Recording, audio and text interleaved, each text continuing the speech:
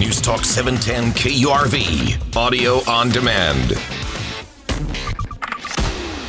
If you didn't know, this is my word, the Child Protective Services, I don't know if there's a department or division or whatever it is, but Child Protective Services seems to be in something of a scandal. It's certainly in crisis, I think it's fair to say. If for no other reason than a district judge, a woman named Janice Jack in Corpus, ruled last December that Texas's long-term foster care system violated children's civil rights. She said that children often age out of care more damaged than when they entered. She has ordered the state to appoint a special master to suggest reforms to the system, which would include, according to this account, actions to lower state employees' caseloads. If you are a close reader, the kid they arrested at 17 in the murder of the 18-year-old University of Texas dance student, he was in the foster care system, and he said, I read one account that someone asked him about it. He said it was just horrible. Being in foster care was horrible. A man who has devoted a good part of his adulthood, I dare say, to watching this and dealing with it is State Senator Carlos Uresti. He was first elected to the Texas House of Representatives in the 90s and was on committees, if I've got this right, Senator, dealing with the Child Protective Services people then. He is now a state senator and is on the committee which deals with their budget and all such matters. Thanks very much for being with us. I really appreciate you taking your time to do this. Well, you're welcome, Dave. I'm glad to join you. I'm actually in Brooklyn, New York. I came down for invited to come to the debate, and I was there last night, and it was exhilarating, and it was exciting, and it was just cool to be there to watch Senator Sanders. Was it everything you expected it to be? It really was. I was pinching myself. I couldn't believe I was there and at the debate. It's the first time I've been able to participate in that, and so it was really fun. It's historic, as you all know, regardless of whoever wins, it's still historic to be in a debate like that. Sure. I forgot to mention the death of a 4-year-old little girl named Leilani Wright.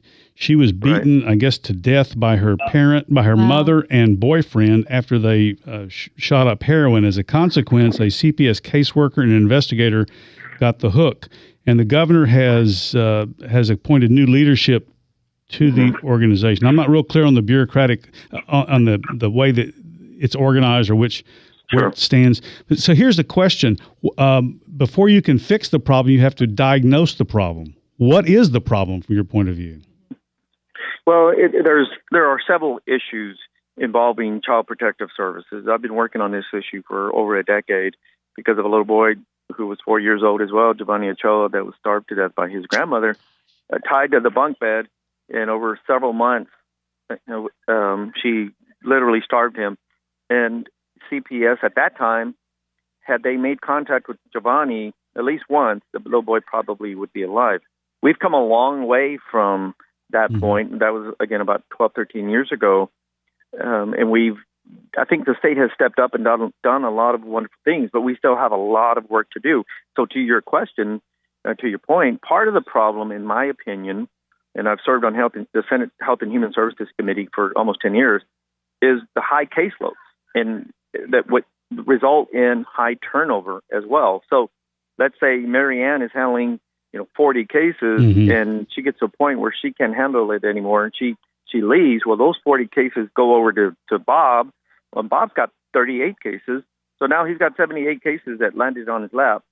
And with the turnover rate as high as we have in Texas, and as you know, in Dallas, it's about 57%.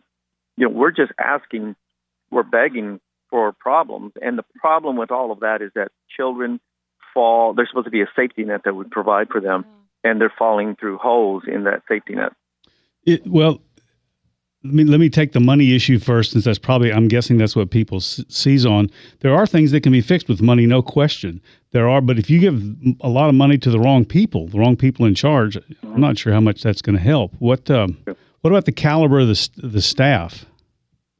Well, there's a couple of thoughts that come to mind. One is we have to bring on more caseworkers in order to reduce caseload. And until we can do that sufficiently, we're never going to fix the problem, in my opinion, because people can only, it doesn't matter what area you're in, whether you're a doctor, you're a lawyer, you're a CPS caseworker, Sure. you can only handle so many cases efficiently and effectively, Sure. correct? And so we have to bring on the appropriate amount of caseworkers. We have to lower the caseloads. Otherwise, the problem can persist. It's not just about throwing money at a problem. We've identified, at least in my opinion, what the problem is, and it's you have to lower caseloads. And then the other thing you have to do is you have to put more money into prevention programs that work. There are programs out there that are proven, that demonstrated they work, and you come in, and when there's a young 16-year-old girl that has a baby, Mm-hmm. the chance of that little baby being born at risk is pretty high. So this is not rocket science, but it takes money to do that, to send a nurse home with a mom, teach her how to take care of the baby, why the baby's crying. It's not because the baby wants to make you mad. It's because she has a tummy ache, or she's hungry, or she has an earache, etc. So there are programs out there that we know work. They cost money. And if we shift the funds that we have in the budget right now to prevention, it will go a long way. It doesn't solve the problem completely, but it certainly helps. We're talking with State Senator Carlos Uresti. He's from San Antonio, but because of his position on the Senate committee, which handles the Texas Child Protective Services Division, among other things, he has a catbird seat as to what's going on. Texas, I'm sure, has been reluctant to spend money on these sorts of things in the past. That's probably true of all 50 legislatures. The governor, I've not read his what he says, but I have seen it characterized as his emails as being concerned about this. He's appointed new leadership, brought in a retired Texas Ranger. Where's the governor on this in terms of being in sync with your thinking? For some reason, recently there's been a spike in the turnover rate in the Dallas-Fort Worth area. Again, it's around 57%, which is tremendously high. There's not any organization, there's not a business in this that I know of that you can couldn't survive with a 57% turnover rate. It just doesn't work. So there's a lot of problems. I think you have some morale problems. I'm not that familiar with the Dallas-Fort Worth area as I am the San Antonio area, but from what I've been told, you have some morale issues up there. Our commissioner, Judge Spicia, just announced that he's going to be resigning after about 3.5 years. He's done a wonderful job. And then you have some other folks right below him that are leaving for different reasons. So I'm almost to the point where I think we have another crisis, calling it another crisis. Well, the federal judge can't wait for another year. The federal judge has ordered changes. I didn't realize, and perhaps I should have, that the state is appealing her decision. Is that appealing it because they don't think she's right, or appealing it to buy time, or to get some sort of compromise on what she wants? Probably both. The state of Texas has appealed it to the Fifth Circuit. The federal judge has appointed 2 conservators to come in to kind of monitor the situation, particularly with our foster care situation, which is in crisis. Yeah, that's what she said. Yeah, well, they're sleeping in offices in Dallas, Senator. Yeah. They were sleeping in offices because they had no foster homes for them. Right. Senator, exactly. It's not really a question, but more of I cannot understand how a mother, like you said, a grandmother starved, their grandbaby. I don't know what goes on in their mind to do something like that. What do you think we should offer to parents? Well, it makes you wonder, is that person just evil? Is that person insane? Does that person have a mental illness? Yeah. And I've asked the same question a million times. Every time there's a report of a child that's been abused or killed, it makes you wonder. I mean, I have 3 grandkids myself. I adore them. You can never see yourself. Imagine. I know it blows my mind, Senator. How come they never visit? How come CPS never visited the house, which would have revealed the problem? You remember why? Well, on that case that I spoke about earlier, Giovanni Ochoa, and it's a really good question, and it was about 7 months. And one of the aunts kept calling in saying, you need to go check on little Giovanni. And what happened was the file sat on somebody's desk. That caseworker quit, went to another desk. Well, that person was overwhelmed. And then by the time it got to whomever's desk, it was too late. And that little boy died on Christmas morning of all days. So we have fixed that problem. I don't think I know we've come a long way. We're doing better, but some people say, "Oh, you just want to put more money into a system that's broke." No, this is one of those situations where we do need to fix the problems, but it does take money to fix the problem. Last question, then, because I'm sure you want to get out on the town up there in New York, but go to a Yankee game.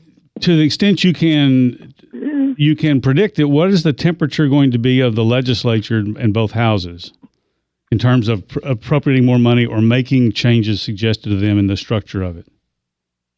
What I've heard many, many, many times is, Senator, bring us a program that works and we'll fund it.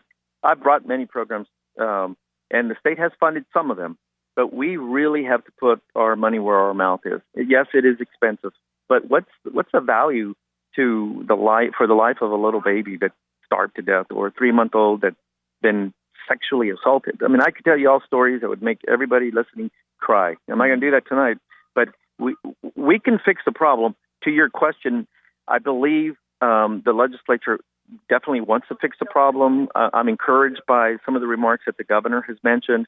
I've reached out to the Lieutenant Governor, Dan Patrick, as well, to try to offer some solutions. And I think and I hope that we can do it, because we have both a legal and a moral obligation to protect these kids. And I can't think of any other priority that's more important than taking care of our foster kids, for example. I mean, they're wards of the state. Yeah. They're like our kids. And we need to step up, and we need to make sure we're taking care of them. Yes, sir. And so that we don't see and hear about these situations like we heard about little Liliana or Giovanni. I mean, it just needs to stop. Thank you very much, Senator. We appreciate your time. Sir, thank you. I'm sure we'll be talking to you again as this Enjoy your time in New York as well. Yes, sir. Appreciate it. Thank you. I'll tell Hillary and Bernie y'all said hello. That's right. Yes, sir. We feel the burn even down here. That's State Senator from San Antonio, Carlos Uresti, talking about foster care system and child protective services and kids dying while in state care. You're listening to The Drive Home on 710 KURV.